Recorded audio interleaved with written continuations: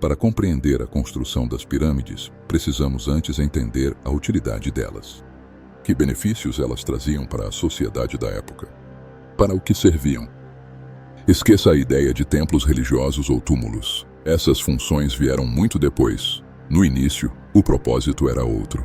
Precisamos olhar a fundo para os problemas sociais daquela época. O que movia as pessoas? O que fazia a roda girar? Para isso, precisamos imaginar como funcionava a economia e qual setor era a base daquele mercado. Sempre que um grupo de pessoas se forma, nasce um sistema econômico. A economia, em essência, é uma dinâmica de interesses que obedece sempre a uma mesma lógica, independente de época, religião ou etnia. Sabemos que desertos são regiões desafiadoras e hostis para a sobrevivência de qualquer criatura. O calor escaldante dos dias e as noites frias e congelantes são dos principais desafios impostos por esse bioma. E naquele tempo, as prioridades eram básicas. Os interesses e as necessidades das pessoas estavam todos relacionados à sobrevivência. Tudo que os indivíduos buscavam era um pouco de segurança, conforto e previsibilidade. Tudo que uma casa pode oferecer. As casas de adobe, feitas de tijolos de barro e grama secos ao sol, eram mais do que um abrigo. Eram o requisito básico para você existir na comunidade. Numa economia operada por meio de trocas, sem a existência do dinheiro, se o sujeito não tem onde guardar os seus pertences, é impossível acumular alguma coisa de forma sustentável. A casa funcionava como um tipo de documento, uma carteira que te dava acesso ao mercado e à comunidade. Sem uma casa, o indivíduo continuava sendo um nômade, vagando pela vastidão do deserto.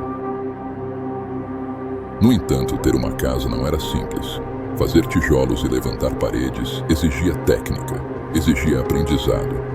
E como sempre, sabedoria e inteligência eram o que definiam o sucesso do indivíduo. Por isso, a casa própria era um sonho impossível para a maioria. Era um patrimônio de valor inestimável.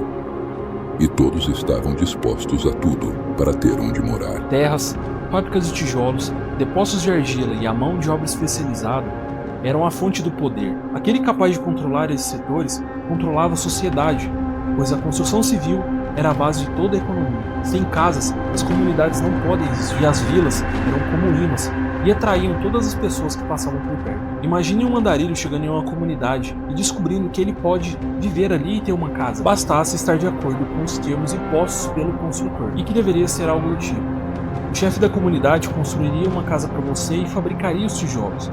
Em troca, você daria uma parte da sua produção. Esse tipo de contrato dará a forma não só às pirâmides, mas também à cultura da sociedade, como, por exemplo, ter vários filhos. Famílias grandes produzem mais, portanto são mais valorizadas. E o aperfeiçoamento desse sistema dará forma às primeiras comunidades do deserto. Com o tempo, algumas centenas de indivíduos estariam vivendo ali, aumentando a complexidade da gestão da sociedade. Os devedores inadimplentes são um verdadeiro problema. Aos poucos, o número de colaboradores diminui. A ideia de que as taxas não são uma obrigação começa a se difundir na sociedade. É preciso tomar providências, caso o senhor das terras queira manter o poder em suas mãos. E só existe uma solução para esse problema: violência. Para garantir que todos pagassem em dia, um pequeno grupo composto por homens fortes e bem remunerados protegiam os interesses do líder, cobrando as taxas de locação e expulsando os devedores com requintes de crueldade para que o recado fosse dado a toda a comunidade. Manter o poder naquela época era uma tarefa difícil. Sem documentos escritos, a lei era a do mais forte. No entanto, para ser o mais forte, era necessário mais do que músculos. Era preciso saber gerenciar pessoas, administrar recursos e ter autoridade. Estar no topo da pirâmide social desenhava um alvo nas suas costas. Todos queriam ocupar aquela posição. E para se manter o poder, o líder precisava estar atento a todos os detalhes.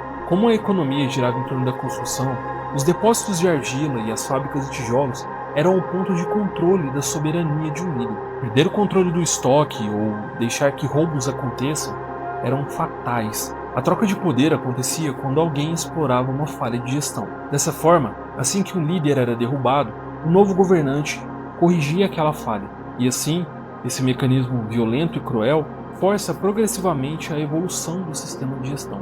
Vamos imaginar um exemplo. José é o braço direito de Jacó. José percebe que Jacó não vigia os poços de argila. Qualquer um com técnica pode ir lá, pegar a matéria-prima e fazer seus próprios tijolos. Ao invés de avisar o chefe, José explora a falha em seu próprio benefício. Como ele é o encarregado de cobrar os impostos e vigiar a construção das casas, as chances de ser pego são baixas. Ele então arruma um parceiro e começa a produzir tijolos escondido, criando concorrência contra seu próprio líder. Sua vida está em risco, mas essa é a sua única chance de mudar sua realidade. Por meio dessa falha, José enfraquece seu chefe, que não percebe que seus dias estão contados. O tempo passa e Jacó já não é o homem mais poderoso da sociedade, e ele percebe isso tarde demais. José toma o poder. Ele sabe que deve ter atenção com a cobrança dos impostos. No entanto, diferente de seu antecessor, ele terá mais atenção com os depósitos de argila. Pois o golpe virou história e muitos tentarão repetir a dose. A falha do sistema está exposta. José precisa tapar o buraco que ele mesmo cavou, e rápido. Ele sabe que é impraticável vigiar todos os depósitos 24 horas por dia. Então sua estratégia é esgotar a matéria-prima, aumentando a produção ao máximo para que não sobre argila para seus concorrentes. Determinado a controlar os recursos naturais da região por meio da exploração, José comete um erro. Sua produção acelerada provoca desordem em suas fábricas. O estoque virou uma bagunça, provocando desperdícios. A incapacidade de contabilizar seus produtos abre uma brecha. João, um dos parceiros que ajudou José no golpe, percebe a falha. Ele começa a desviar tijolos das fábricas e construir casas sem que seu superior perceba. Os dias passam e a roda gira. João derruba José e assume o comando. João sabe que precisa garantir que a população continue pagando os aluguéis. Precisa manter o controle dos depósitos de argila. E agora, para evitar que seus inimigos utilizem a falha que o colocou no topo, ele deve ter atenção na gestão de seu estoque de materiais. Ele precisa criar um sistema eficiente para controlar sua produção, sem diminuir o ritmo. Totalmente focado nisso, ele chega a uma solução: padronizar tudo. Formas de madeira iguais para tijolos iguais. E padroniza também as pilhas, definindo as dimensões da base. Ele também determina que a camada de cima deve ter sempre uma fileira a menos que a de baixo. O resultado geométrico disso é uma pirâmide. A alta demanda exigia um processo de escala industrial. Precisavam produzir muito, em pouco tempo e de forma controlada. Do ponto de vista prático, a pirâmide resolve diversos problemas de gestão de estoque. É um formato intuitivo, fácil de se construir, é uma estrutura autoportante, ou seja, não existe o risco de cair em cima dos trabalhadores. Distribui a carga de forma uniforme, evitando que os materiais que estão na base se quebrem, reduzindo o desperdício.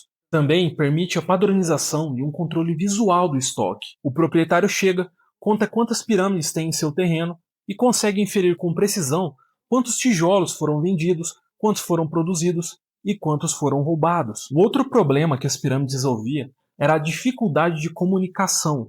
Estamos falando de uma época onde a escrita ainda não tinha sido sequer desenvolvida e o idioma ainda era muito primitivo. Então, exigir que uma equipe de trabalhadores executasse tarefas complexas era quase impossível, pois não dava para treiná-los. Precisava ser um processo simples, eficiente e prático. E com as pirâmides, com apenas 2 formas, você conseguia controlar e padronizar o trabalho da sua equipe. E além disso tudo, as pirâmides ainda oferecem 2 benefícios. O sistema de gestão de estoque revela que os roubos noturnos são um problema maior do que se pensava. Pilhas inteiras sumiam durante a noite. A escuridão e a iluminação precária das tochas dificultam o trabalho dos vigias. Mesmo com uma grande equipe de vigias, os furtos noturnos continuavam acontecendo. Mas João tem um plano brilhante para resolver isso. No topo de cada pilha, ele ordena que seja colocado um vaso de base fina e corpo largo, cheio de gordura animal. À noite, os vigias devem acendê-los com fogo, mantendo-os acesos até o amanhecer. Assim, se alguém tentar remover os tijolos da base, o tijolo do topo sofre um pequeno desnível, suficiente para derrubar o vaso e apagar o fogo. Caso o ladrão tente começar de cima, o vaso teria que ser removido. Portanto, de qualquer maneira, o furto seria imediatamente denunciado. João desenvolve um sistema funcional, prático e eficiente. A produção voa, as vendas aumentam de forma inexplicável e novos moradores chegam todos os dias. João não sabe, mas as luzes das chamas no topo das pirâmides durante a noite podiam ser vistas de muito longe e chamavam a atenção de todos que viviam na região. Sem querer, João criou a primeira campanha publicitária da humanidade. E a partir daquele momento, Iuno será conhecida como a Terra do Sol.